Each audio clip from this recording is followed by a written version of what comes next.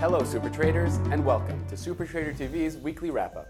In this session, we'll summarize last week's action from the US, Asian, and European markets, and then we'll go over the movement of the hottest assets in the market.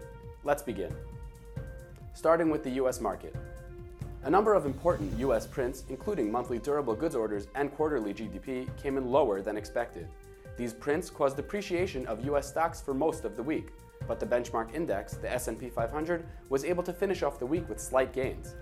The US dollar began the week with large losses following the Fed announcement that there will be no interest rate hike in the near future, and was up and down for the remainder of the week.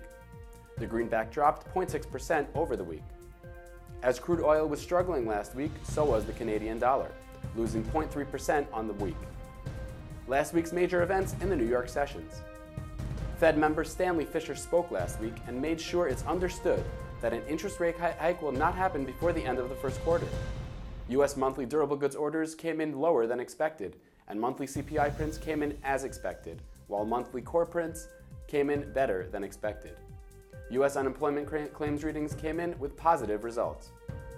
Moving on to the European market. European stocks began the week with positive momentum, but that was negated following news of escalating tensions in Yemen and suspicion of Germanwings co-pilot crashing the plane deliberately. The Euro Stoxx 50 dropped 50 points, and the British pound lost 0.5% over the week. Last week's major events in the London sessions. European Central Bank President Mario Draghi spoke last Monday and repeated hopes that the European economy will continue to improve. French manufacturing PMI prints came in lower than expected, while German manufacturing PMI and business climate prints came in better than expected.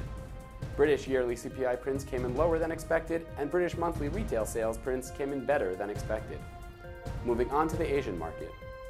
Asian markets took a large hit last week following poor economic prints from the US, which combined with the concerning news of Saudi airstrikes on Yemen. The Nikkei 225 index, the Japanese benchmark, fell 1.1% over the week. Riding the positive momentum from the Bank of Japan announcement to expand its stimulus program, the Japanese yen gained 0.9% over the week. Despite New Zealand trade balance prints coming in much lower than anticipated, the New Zealand dollar actually gained a mild 0.2% over the week. Last week's major events in the Asian sessions. Chinese manufacturing PMI prints came in lower than expected, and as we mentioned before, New Zealand trade balance prints came in much lower than expected. Going over last week's commodities highlights. Crude oil gained for the second week in a row, appreciating by 4%. Gold rebounded for the second straight week, increasing 1.2%.